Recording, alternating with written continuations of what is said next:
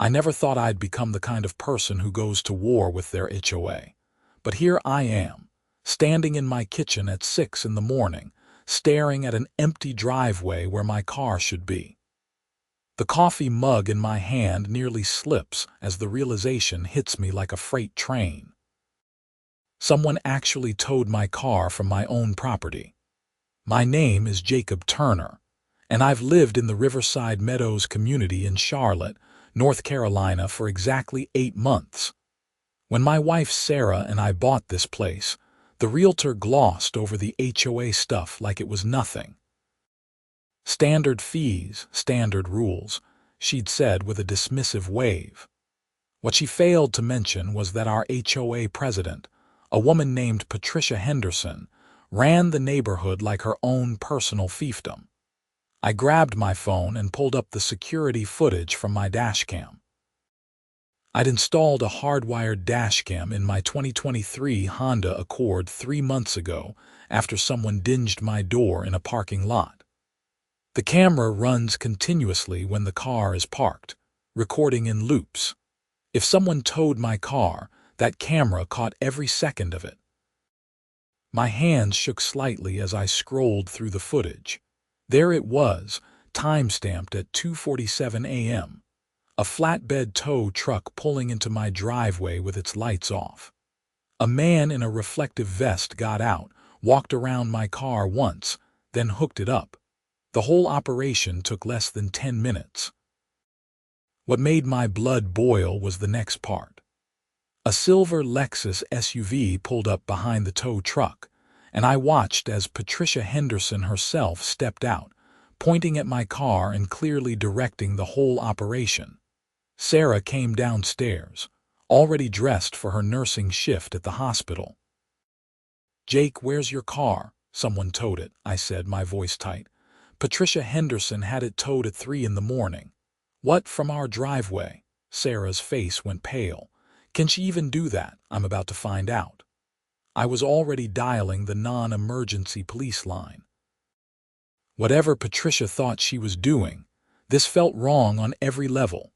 The dispatcher told me an officer would come by within the hour to take a report.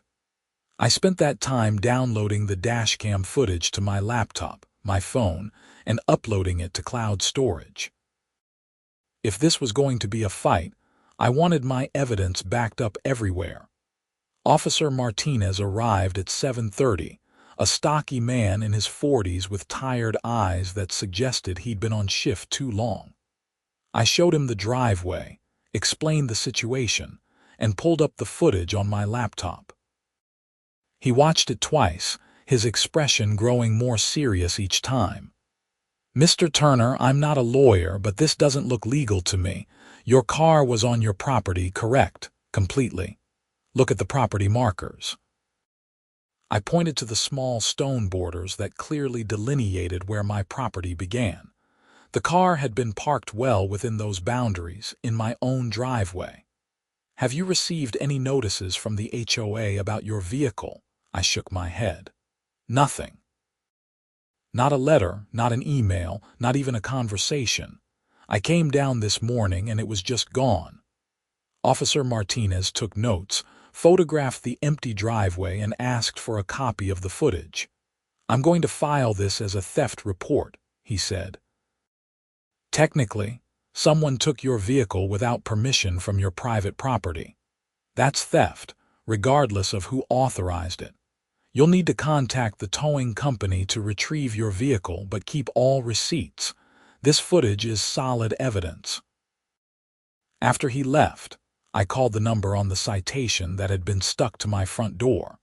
I hadn't even noticed it until Officer Martinez pointed it out. The paper cited a violation of HOA Covenant Section 12.3, no commercial vehicles permitted in visible areas. My Honda Accord was about as far from a commercial vehicle as you could get.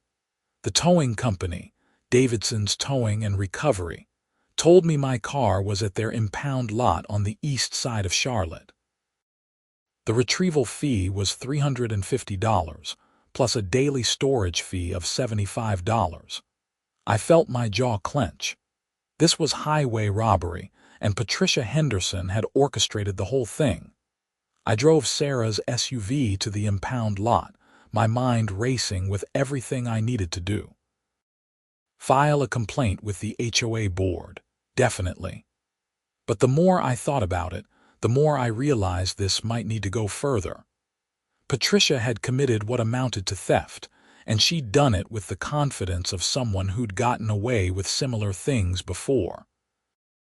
The impound lot was a fenced compound that smelled like motor oil and desperation. Inside the office, a bored woman with bleached hair barely looked up from her phone. "I'm here to pick up my Honda Accord," I said, sliding my license across the counter. "It was towed from my property this morning." She typed slowly on her computer. "That'll be $350. I want to make it absolutely clear that I'm paying this under protest," I said. "My car was illegally towed from my private property. I have video evidence and a police report." That got her attention. She actually looked at me for the first time. "Take it up with whoever called for the tow. We just provide the service." "Who did call for it?" She glanced at her screen. "Riverside Meadows HOA, account holder Patricia Henderson." I paid with my credit card, got a receipt with every charge itemized, and retrieved my car. The dashcam was still running, still recording. I checked the footage and confirmed it had captured everything from the moment someone touched the vehicle. This little camera was about to become the most important purchase I'd ever made. Back at home, I spent 2 hours researching North Carolina HOA laws and property rights. What I found was enlightening and infuriating in equal measure. HOAs in North Carolina have significant power, but that power has limits. They can impose fines for covenant violations. They can place liens on properties for unpaid dues.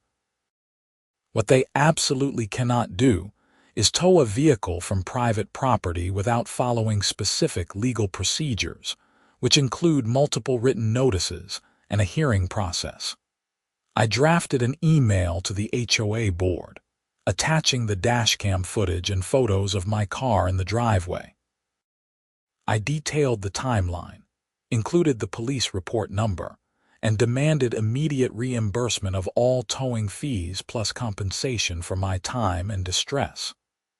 I kept my tone professional but firm, stating clearly that if this wasn't resolved within 7 business days, I would pursue legal action. The response came in less than an hour, but not from the general board email. Patricia Henderson herself replied from her personal address. "Mr. Turner, your vehicle was in violation of clearly stated community covenants regarding commercial vehicles. The HOA has the authority to remove vehicles in violation of these covenants. Your demand for reimbursement is denied. Future violations will result in additional towing and fines up to $500 per day. Regards, Patricia Henderson, HOA President." I read the email 3 times, feeling my disbelief grow with each pass. She wasn't backing down. She wasn't even pretending to acknowledge that she might have made a mistake. The sheer arrogance of it stunned me. Sarah read the email over my shoulder when she got home from her shift. "She's insane. Your car isn't a commercial vehicle. I know, and she knows. This isn't about the covenant." I pulled up the HOA member directory on my laptop. "This is about control. I bet she's done this before." I started making calls to neighbors. The Riverside Meadows community had about 200 homes, and while I didn't know everyone, I'd met enough people at the community pool and the clubhouse to have a few phone numbers. The third person I called, a retired teacher named Margaret Walsh, let out a bitter laugh when I explained what happened. "Oh, Patricia. Yes, she towed my son's truck last year when he was visiting for a week, claimed it was abandoned, cost us $400 to get it back. Did you fight it?" We tried. "She threatened to fine us daily until we dropped it, said she had the full authority of the board." Margaret's voice dropped. Between you and me, there isn't really a board anymore. It's just Patricia. The other 2 members rubber stamp whatever she wants. I talked to 6 more neighbors that evening. 4 of them had similar stories. Towed vehicles, excessive fines for minor infractions like trash cans visible from the street, threats of liens for painted mailboxes that were supposedly the wrong shade of approved colors. One couple, the Martins, had actually sold their house and moved out rather than continue dealing with Patricia's harassment. This was bigger than my car. This was a pattern of abuse, and I was apparently just the latest victim. The difference was, I had evidence. Clear, undeniable video evidence of Patricia directing an illegal tow. I contacted a lawyer the next morning. Robert Chen had good reviews online for HOA disputes and property law. His office was in uptown Charlotte, in one of those glass towers that always made me feel underdressed. But Robert himself was surprisingly casual, meeting me in his conference room in jeans and a button-down shirt. I showed him everything. The dashcam footage, the email from Patricia, the police report, the towing receipts, and the list of neighbors with similar complaints. He watched the footage twice, just like Officer Martinez had, but his expression was harder to read. When it finished, he sat back and steepled his fingers. "Mr. Turner, this is pretty clear-cut. What she did was illegal on multiple levels. First, she trespassed on your property to facilitate the tow. Second, she violated North Carolina Statute 44A, which governs vehicle towing and requires specific conditions to be met before a vehicle can be towed from private property. Third, she violated your HOA's own covenants, which I'm guessing require notice and a hearing before enforcement actions. So I have a case. You have an excellent case. The question is how far you want to take this." He pulled out a legal pad. "We can send a demand letter threatening litigation. That often resolves things quickly. Or we can file a lawsuit for theft, trespass, and violation of your property rights. Given this pattern you've uncovered with other neighbors, we might even look at a class action." The mention of a class action made something click in my mind. If other neighbors joined in, would that strengthen the case significantly, and it would split the legal costs? Robert tapped his pen on the pad. "But I'll be honest with you, going after an HOA is tricky because you're part of that HOA. If you win and get a judgment, that money comes from the HOA funds, which includes your dues. However, in cases of individual malfeasance like this, we can pursue Patricia Henderson personally, especially for actions outside her authority." "Let's do the demand letter first," I said. "But start preparing for a lawsuit. I have a feeling she's not going to back down." Robert drafted a letter that was a masterpiece of legal intimidation. It outlined every law Patricia had broken, cited specific statutes, referenced the video evidence, and demanded not only reimbursement of my towing fees but also compensation for my time, distress, and potential damage to my vehicle during the tow. It gave her 10 days to respond. I delivered it myself, certified mail, to Patricia's house. She lived in one of the larger homes in the community, a sprawling brick colonial with a meticulously maintained lawn. Her silver Lexus, the same one from the video, sat in the driveway. I took a photo of it before I left, just to have additional confirmation. 3 days later, I found a citation on my door. This one claimed my lawn had not been mowed to community standards and assessed a fine of $200. I looked at my lawn. I'd mowed it 2 days ago. It was perfectly maintained, exactly the same length as every other lawn on the street. I took photos from every angle, including shots of my neighbor's lawns for comparison. Then I called Robert. "She's retaliating," he said when I sent him the photos. "Document everything. Every citation, every interaction, every email. This actually helps our case because it establishes a pattern of harassment. That weekend, I organized a meeting at my house for any neighbors who'd had problems with Patricia. I posted about it in the community Facebook group, carefully wording it as a discussion about HOA governance and covenant enforcement. 15 people showed up. 15 households with stories that ranged from frustrating to outrageous. The Martins, who'd moved out, drove back from their new place in Concord just to attend. David Martin was a software engineer, methodical and precise. He'd kept records of everything during their conflict with Patricia.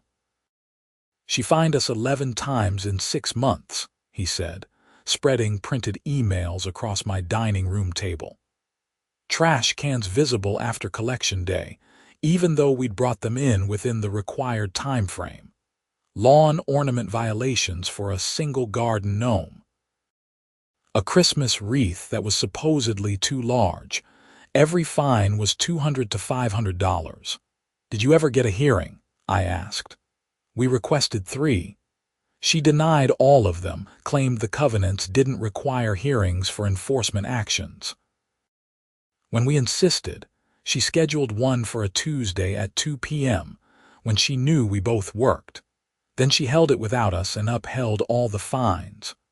Margaret Walsh had brought a file folder thick with correspondence. She tried to make me remove my rose bushes last spring.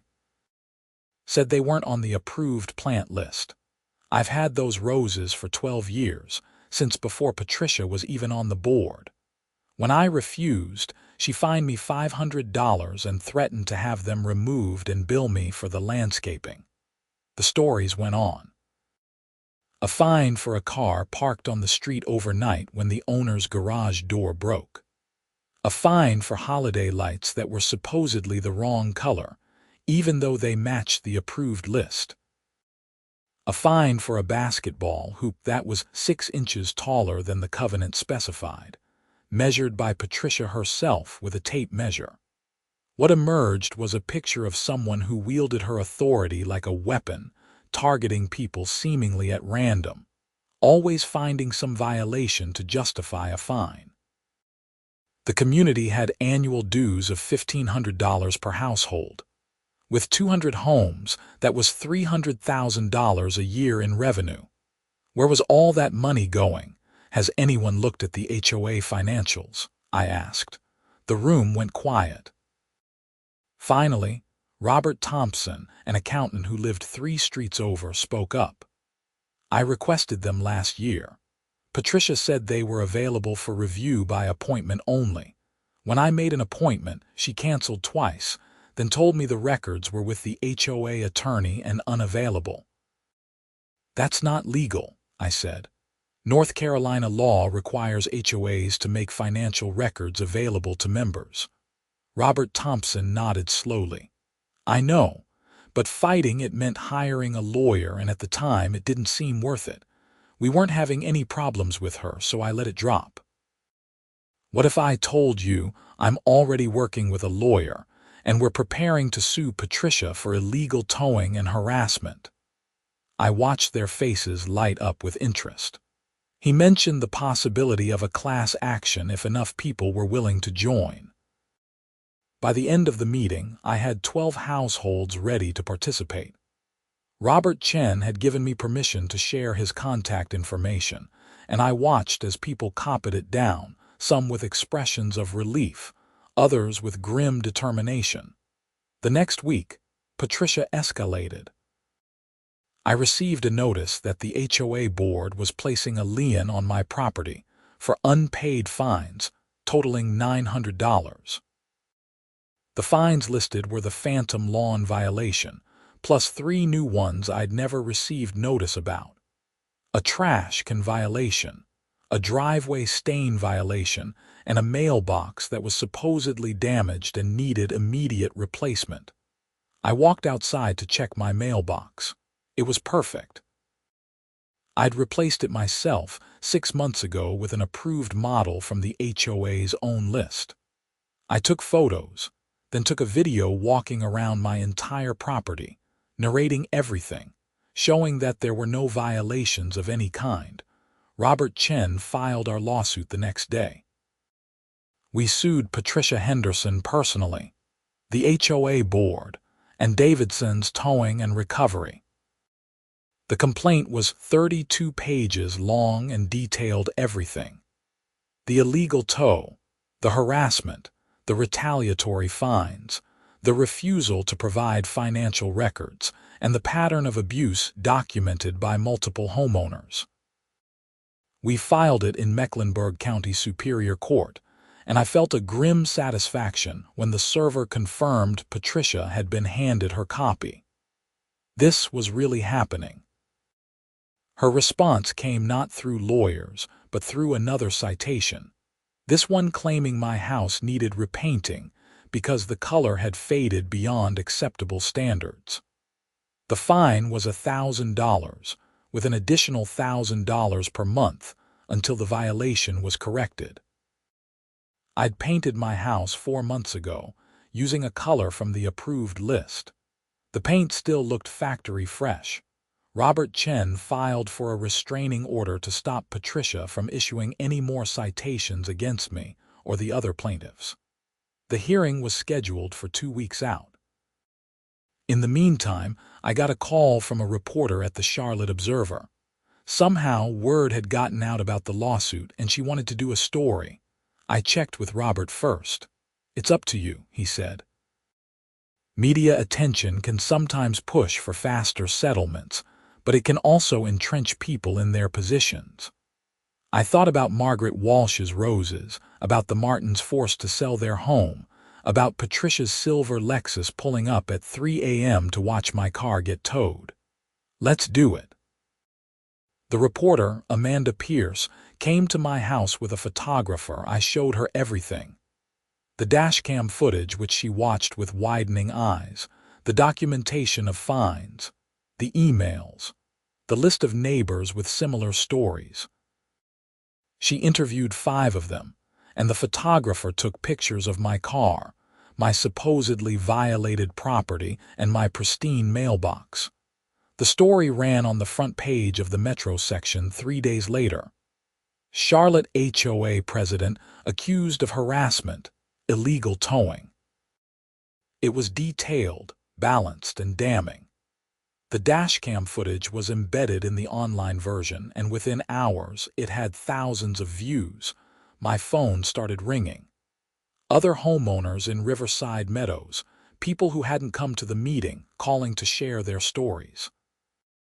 A few were calling to defend Patricia, claiming I was just a troublemaker who didn't want to follow the rules, but they were in the minority. More significantly, I got a call from the North Carolina HOA Ombudsman's office. Apparently, the state had received multiple complaints about Riverside Meadows over the years, but nothing had been actionable until now. With the lawsuit and the media attention, they were opening an investigation into the HOA's governance and financial management. The restraining order hearing was held on a Wednesday morning. Patricia showed up with a lawyer, a sharp-dressed woman named Victoria Ross, who looked like she billed $500 an hour. I was there with Robert Chen and 3 of the other plaintiffs who joined the lawsuit. Judge Raymond Porter was a black man in his 60s with a reputation for not tolerating nonsense. He listened to both sides present their arguments, then asked to see the dashcam footage. The courtroom had a screen for evidence presentation, and we played the video in its entirety. You could hear Patricia's voice in the recording, captured by the dashcam's sensitive microphone. "Make sure you hook it up properly. I don't want him claiming we damaged anything." Judge Porter watched it twice. Then he turned to Victoria Ross.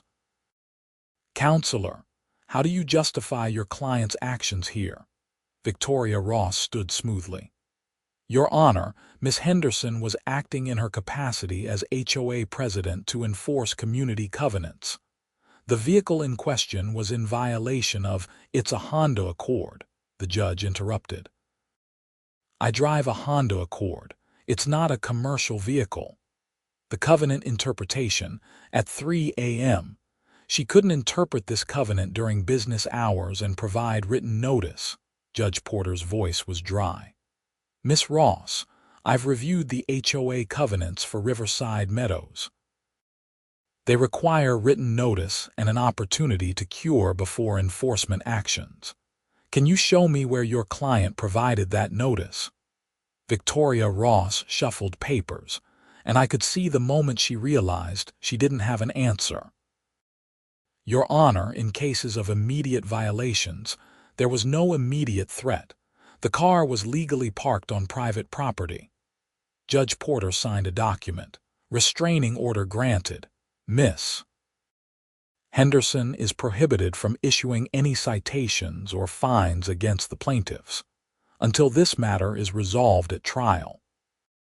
She's also prohibited from taking any enforcement actions against any member of the Riverside Meadows HOA without providing written notice and a hearing opportunity, as required by the covenants. Violation of this order will result in contempt charges. We walked out of the courthouse into bright sunshine, and I felt lighter than I had in weeks. Robert Chen was cautiously optimistic. This is good. The judge clearly sees through her justifications, but the real trial is still months away. He was right, but the restraining order changed everything. Patricia couldn't fine anyone anymore, couldn't tow vehicles, couldn't wield her authority as a weapon. The community felt it immediately. The Facebook group erupted with posts. Some people were celebrating. Others were worried about what would happen to the HOA without Patricia's enforcement. A few die-hard supporters of Patricia posted long screeds about how I was destroying property values and community standards. Then the state ombudsman's report came out, and everything shifted again. The investigation found significant irregularities in the HOA's financial management. Over the past 3 years, approximately $200,000 in collected fees and fines couldn't be properly accounted for. The records were incomplete, with vague entries like community improvements and administrative costs that had no supporting documentation. Moreover, the investigation found that Patricia had been approving payments to her own landscaping company for work that was either never performed or significantly overcharged. She'd been essentially paying herself with HOA funds, disguising it through her business. The ombudsman's report was forwarded to the Mecklenburg County District Attorney's Office. This was no longer just a civil matter. Patricia Henderson was potentially looking at criminal charges for embezzlement and fraud. I watched it all unfold with a mixture of vindication and genuine shock. I'd known she was a petty tyrant, but actual embezzlement. That was a different level of corruption. The HOA held an emergency meeting to vote on removing Patricia as president. It was held at the community clubhouse on a Saturday afternoon, and nearly every homeowner showed up. The room was packed. People standing against the walls, the energy crackling with tension. Patricia sat at the front table, her face pale but her spine rigid. Victoria Ross sat beside her, looking like she wanted to be anywhere else. The other 2 board members, Kenneth Morris and Susan Drake, both looked uncomfortable. Kenneth called the meeting to order and explained the situation. Given the ongoing legal issues and the state investigation, the board feels it's necessary to vote on Patricia Henderson's continued service as president. Patricia stood up, her voice shaking with anger. This is a witch hunt. Jacob Turner is a troublemaker who doesn't respect community standards, and now he's weaponized a simple towing incident to destroy my reputation in this community. You stole money from us, someone shouted from the back. Those allegations are unproven, Patricia shot back. The ombudsman's report is preliminary and doesn't. You towed his car illegally, Margaret Walsh said, standing up. I watched the video. We all did. You were there at 3 a.m. directing it. That's not enforcing covenants. That's harassment. The meeting dissolved into arguments, people shouting over each other. Kenneth banged a gavel he'd brought for exactly this purpose, calling for order. The vote was conducted by secret ballot. Kenneth and Susan counted while Patricia sat stiffly, her hands clasped on the table. The result was overwhelming.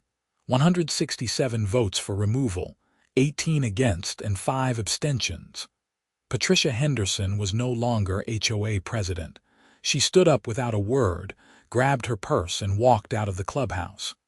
Victoria Ross hurried after her. I watched them go, feeling not triumph but a strange emptiness. This woman had made my life hell for months, had stolen from an entire community, and now she was just leaving as if none of it mattered. But it did matter. The legal process was just beginning. The HOA board appointed an interim president, Robert Thompson, the accountant who tried to see the financial records. His first act was to hire a forensic accountant to go through the books and determine exactly how much money was missing. The criminal investigation moved forward in parallel with our civil lawsuit. The district attorney assigned a prosecutor named Michael Warren, who contacted me and the other plaintiffs for statements.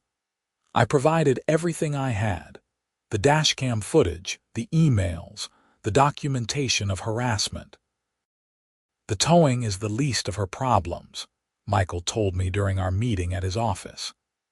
Based on what we're seeing in the financial records, she embezzled approximately $230,000 over 3 years. That's a Class H felony in North Carolina, potentially 4 to 8 years in prison. The number stunned me. How did no one notice? She controlled the information, Michael said. She was president, she handled the finances, and she intimidated anyone who asked questions. It's more common than you'd think with HOAs.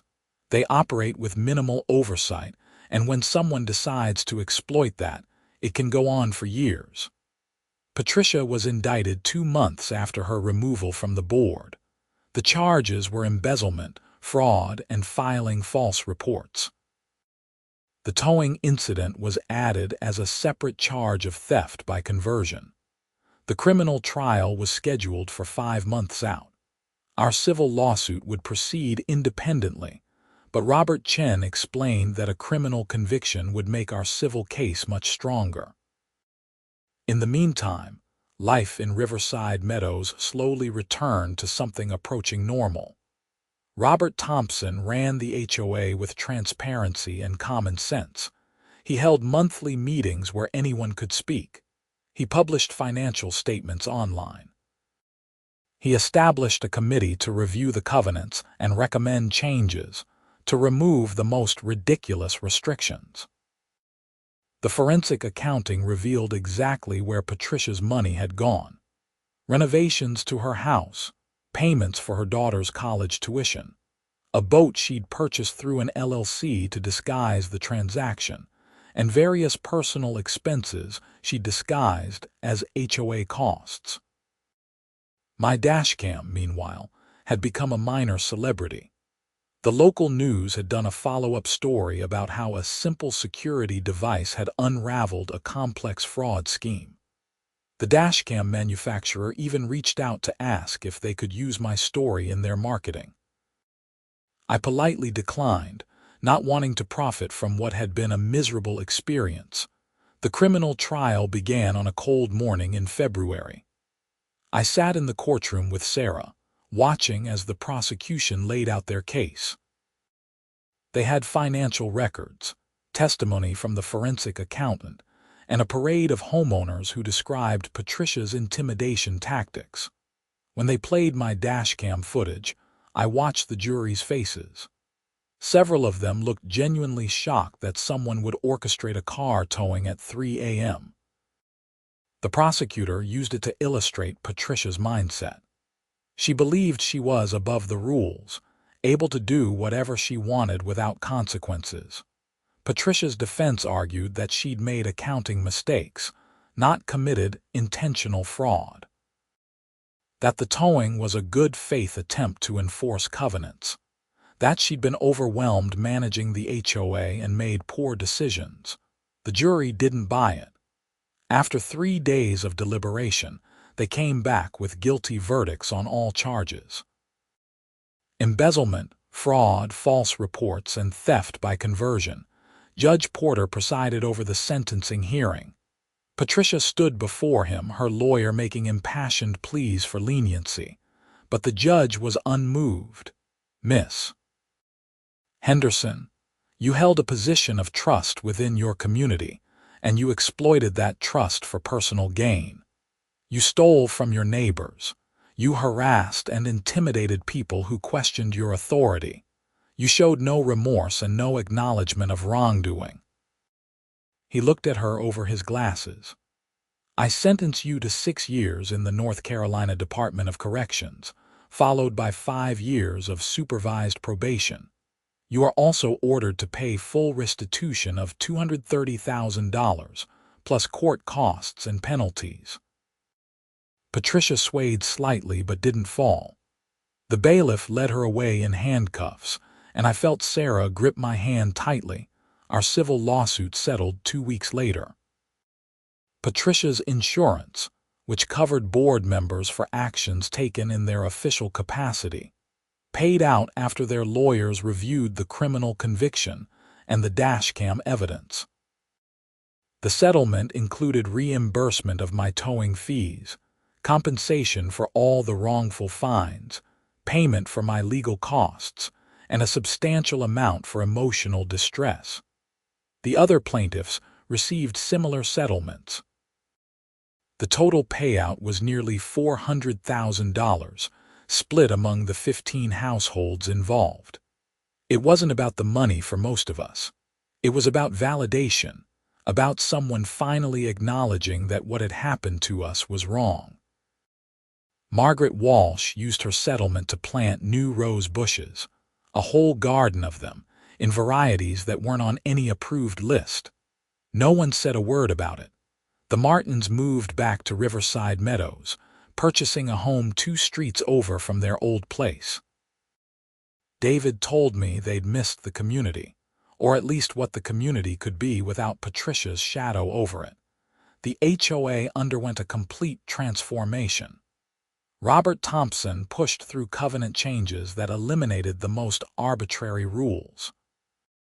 The new board established an appeals process for any citations, with hearings that had to be held within 30 days.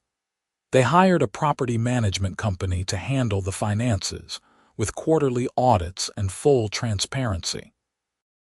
My dashcam kept recording just in case, but there was nothing dramatic to capture anymore.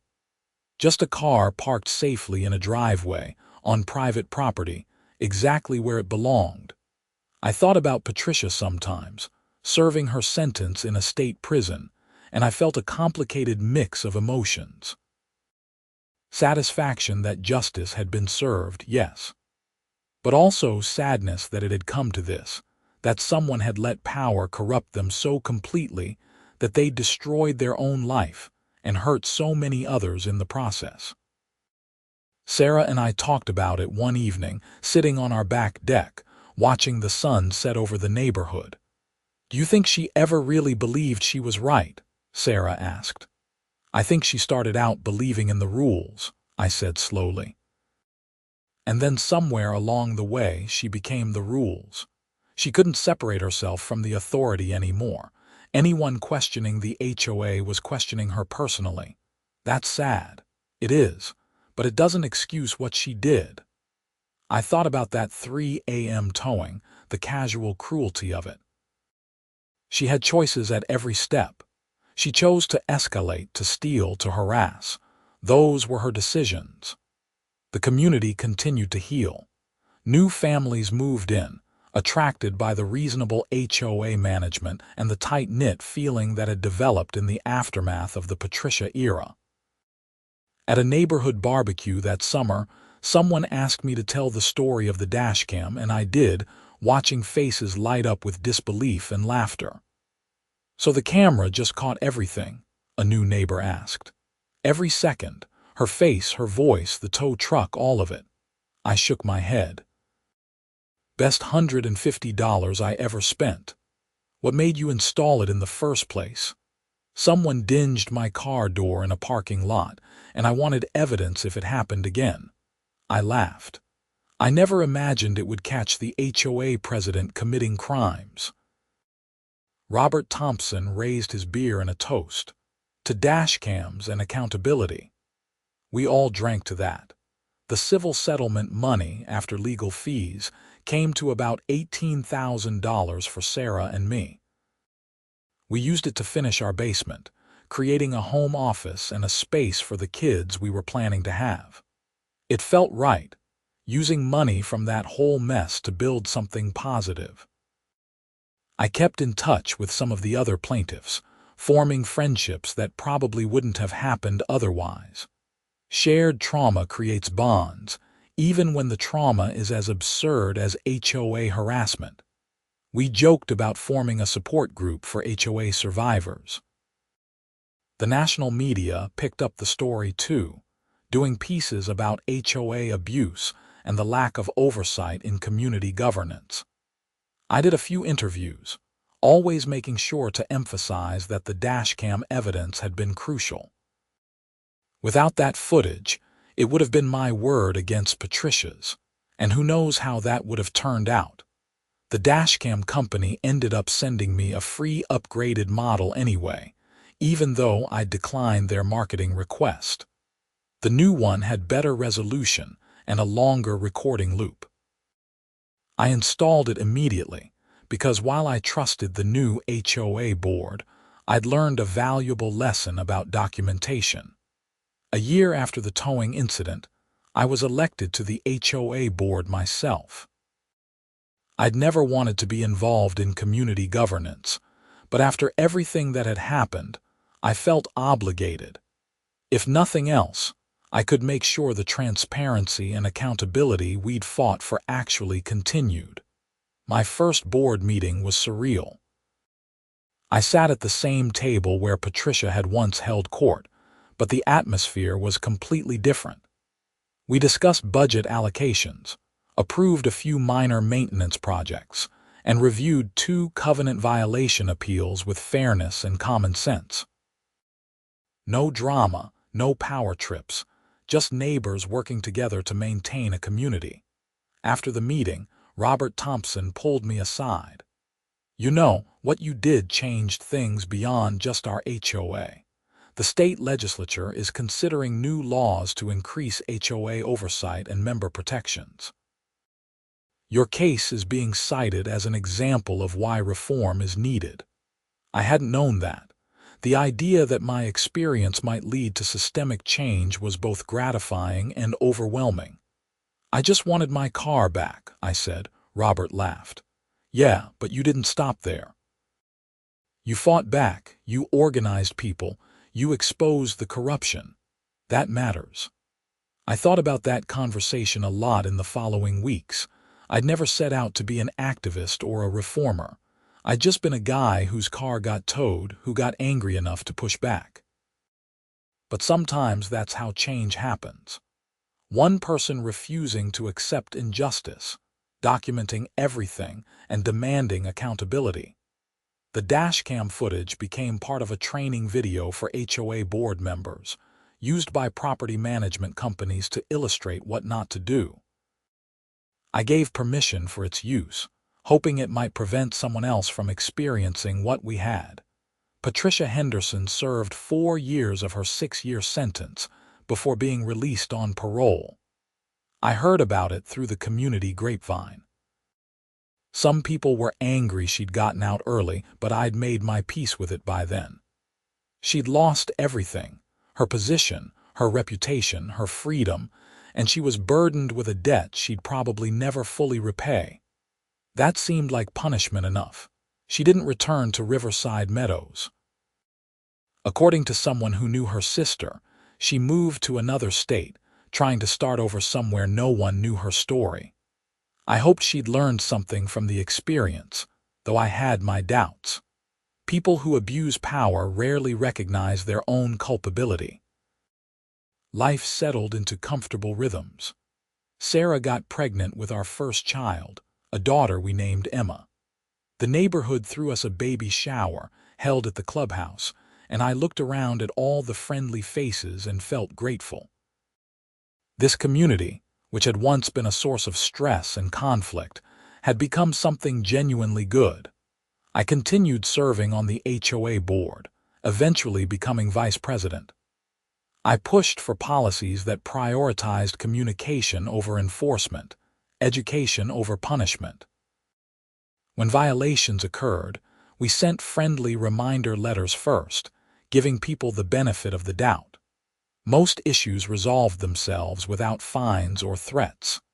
The Covenant Review Committee completed their work, and we held a community-wide vote on the proposed changes. We eliminated restrictions on vehicle types, relaxed rules about holiday decorations, and removed the arbitrary limits on plant varieties. Margaret Walsh served on that committee, making sure no one's roses would ever be threatened again. The new covenants passed with 93% approval. Some people voted against them, preferring the stricter old rules, but they were overwhelmingly in the minority. Most people just wanted to live their lives without constant scrutiny and fear of citations. My dashcam continued recording, a silent guardian in my car. I checked the footage occasionally, usually finding nothing more interesting than birds landing on the hood or neighborhood cats walking past. But I never removed it.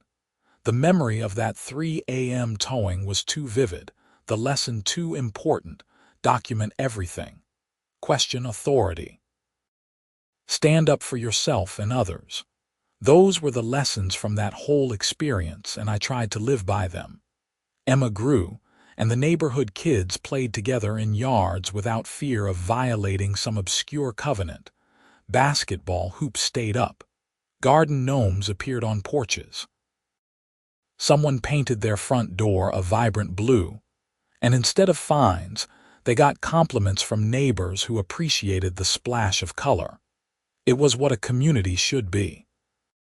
People living together, respecting each other, helping when needed, but not policing every tiny detail of each other's lives. The transformation from Patricia's reign to this felt almost miraculous, though I knew it had been hard fought and hard won. On the second anniversary of the towing incident, Sarah suggested we do something to mark the occasion. Not a celebration exactly, she said, more like a remembrance of how far we've come. We organized a community picnic at the park. No formal program, just food and games and neighbors enjoying a sunny Saturday. But Robert Thompson gave a short speech, thanking everyone who'd stood up against the abuse, acknowledging the people who'd left the community because of it, and committing to maintaining the transparency and fairness we'd built. We learned that authority without accountability becomes tyranny, he said. Even in something as small as a homeowners association, we learned that one person's courage to stand up can inspire others, and we learned that documentation matters. He raised his glass of lemonade. To Jacob and his dashcam. Everyone laughed and cheered, and I felt my face get hot. I hadn't done it alone. So many people had contributed their stories, their support, their willingness to fight. But I accepted the toast gracefully, understanding that sometimes a person becomes a symbol for a larger movement. Later, as I pushed Emma on the playground swing, a new neighbor approached me. He just moved in the week before, a young guy who worked in banking. Someone told me what happened a couple years ago, he said, with the old HOA president. It was a rough time, I acknowledged. I almost didn't buy here when I saw how strict the covenants were, he admitted. But then I read about the changes and about what you guys did. Made me think this was a community that actually cared about its members. We try, I said, and we're always open to feedback. If you see things that could be better, come to a board meeting and tell us." He nodded thoughtfully. "I might do that." He paused. "Do you still have that dashcam footage?" I smiled. "Backed up in 3 different places. It's not going anywhere." The footage had become community legend, the proof that had started everything. Sometimes I wondered what would have happened without it. Would anyone have believed me? Would Patricia still be president, still stealing, still harassing? The dashcam had been random chance, a purchase made for completely unrelated reasons, but it had changed everything. As the sun set on that anniversary picnic, I looked around at my neighbors, my friends, my community, and felt a deep sense of contentment. We'd been through something difficult together, and we'd come out stronger. The HOA that had once been a source of fear was now just a practical necessity, managed with transparency and respect. Emma squealed with delight as I pushed her swing higher, and Sarah waved from the picnic table where she was chatting with Margaret Walsh and some other neighbors. This was the life I'd hoped for when we bought the house, before Patricia's harassment had turned it into a nightmare. And now, finally, we had it. The dashcam sat in my car in the parking lot, still recording, still watchful. I hoped it would never capture anything more dramatic than a bird landing on the windshield. But if it did, if somehow authority was abused again, I'd be ready. We'd all be ready. That was the real legacy of what had happened. We'd learned not to be passive, not to accept injustice just because it came from an official source. We'd learned to fight back, to document, to stand together. And that knowledge, more than any lawsuit settlement or criminal conviction, was the real victory. Patricia Henderson had tried to rule through fear and intimidation, and she'd failed. The community had pushed back, reclaimed its power, and built something better in the aftermath. As I loaded Emma into her car seat that evening, I glanced at the dashcam, its little green light blinking steadily. "Thank you," I whispered to it, feeling only slightly ridiculous. That $150 camera had done more than I ever could have imagined. Sarah drove us home through streets I now saw with different eyes. Every house represented a neighbor who'd either stood with us or learned from what happened.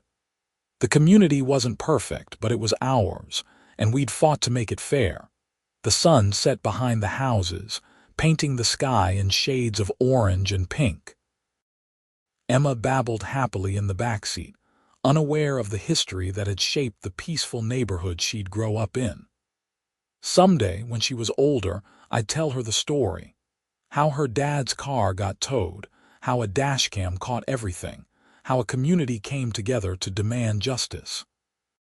But for now, I just enjoyed the quiet evening, the feeling of home, and the knowledge that sometimes standing up to bullies, even ones with official titles and authority, actually works. The law had been on our side, the evidence had been clear, and justice had prevailed. It shouldn't have taken a lawsuit, a criminal trial, and national media attention. It shouldn't have required dashcam footage and forensic accounting and a judge willing to see through the excuses. But it did, and we'd done it, and that made all the difference. I pulled into my driveway, my own private property, where my car belonged. No one was going to tow it at 3 a.m. No one was going to fine me for imaginary violations. The HOA that had once been my enemy was now just another part of community life, properly restrained and accountable. As I carried Emma inside and Sarah started making dinner, I felt the weight of the past 2 years finally lift completely. We'd survived Patricia Henderson's reign of terror. We'd exposed her crimes. We'd reformed the system. And now, we got to live with the results in a neighborhood that felt like home again. The dashcam footage, that crucial piece of evidence, would remain backed up forever. A reminder of what had happened, yes, but also proof that documentation and perseverance and community solidarity could overcome even entrenched corruption. It was a good lesson, one I'd carry forward in everything I did. That night, after Emma was asleep and Sarah, and I sat on the couch watching a movie, my phone buzzed with an email. It was from the North Carolina legislature staffer who'd been working on HOA reform legislation. The bill had passed, requiring mandatory financial transparency, regular audits, and clearer processes for member complaints and appeals. "Your case made this possible," the staffer wrote. "Thank you for standing up." I showed Sarah the email and she squeezed my hand. "You did good, Jake." "We did good," I corrected. "All of us." Outside, the neighborhood was quiet and peaceful. Porch lights glowed warmly. Someone's dog barked in the distance.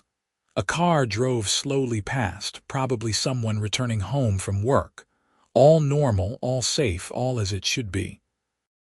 My car sat in the driveway, exactly where I'd left it, where it would stay until I needed it tomorrow. The dashcam recorded the empty street, the dark houses, the ordinary nighttime scene. Nothing dramatic, nothing criminal, nothing worth noting, and that was perfect. That was exactly how it should be. A community where nothing dramatic happened, where people lived their lives in peace, where authority was exercised with restraint and accountability. Patricia Henderson was in prison, serving her sentence for crimes she absolutely committed. The dashcam had proven it beyond any doubt. Justice had been served, reforms had been implemented, and life had moved on. I fell asleep that night feeling grateful for a cheap electronic device that had seen everything, recorded everything, and made all the difference. I was grateful for neighbors who'd stood together. I was grateful for a legal system that, when presented with clear evidence, had done the right thing. Most of all, I was grateful that the nightmare was over, that we'd won, and that my daughter would grow up in a neighborhood defined not by fear and harassment, but by community and fairness. That was worth every moment of stress, every dollar of legal fees, every hour spent fighting back against an unjust system. The dashcam blinked its steady green light in the darkness, keeping watch just in case. But I didn't think we'd need it again. We'd learned our lessons. The community had learned its lessons. And somewhere in a prison cell, Patricia Henderson had hopefully learned hers too. The story could have ended differently. If I hadn't had the dashcam, if I'd been too intimidated to fight back, if the other neighbors hadn't joined in, if the prosecutor hadn't taken the case seriously. Any of those factors could have changed the outcome, but they didn't. Everything aligned, evidence and courage and community coming together at the right moment. And because of that, an entire neighborhood was better off. Laws were changed. Other HOAs would think twice before abusing their authority, and I had my car, my home, my peace, and my family. That was everything I'd wanted from the beginning. Just to live my life without harassment, to park my car in my own driveway, to be part of a community that functioned with basic fairness and respect.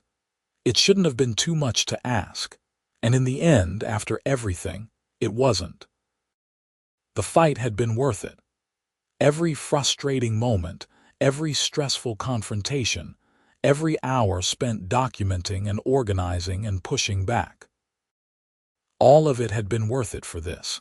A quiet evening at home in a peaceful neighborhood where justice had prevailed and accountability had been established.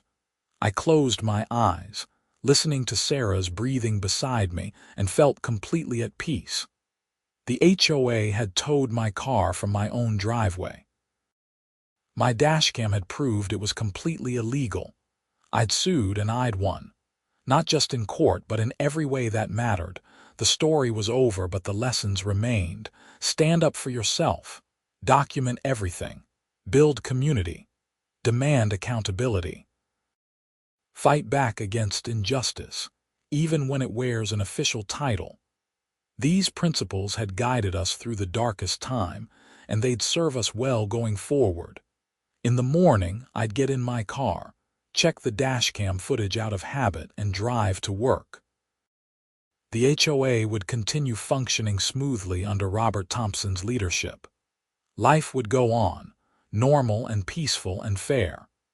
And that normalcy, that peace, that fairness would be the ultimate victory, more meaningful than any court judgment or settlement check.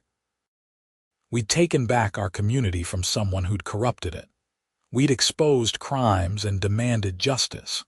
We'd reformed broken systems and built something better. And now we got to live in the world we'd fought to create. That was the real happy ending, the one that mattered most. The dashcam footage would remain in digital storage, a historical document of the moment everything changed. Future board members could watch it as a cautionary tale. Community members could reference it when explaining to newcomers why our HOA operated the way it did. It would serve as a permanent reminder that accountability matters, that evidence matters, that standing up to abuse matters. But mostly, it was just a video of a car getting towed at 3 a.m. by someone who thought she was above the law. And the beautiful thing was, the ending proved she wasn't. None of us are.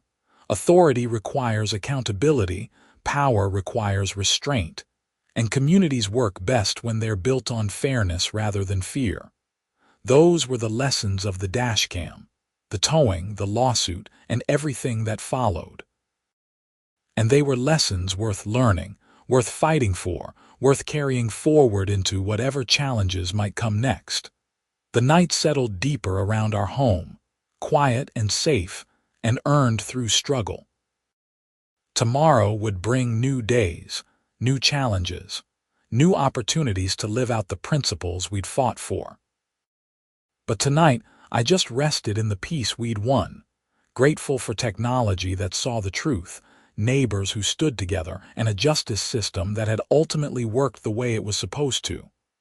My car sat in the driveway, undisturbed and safe, exactly where it belonged.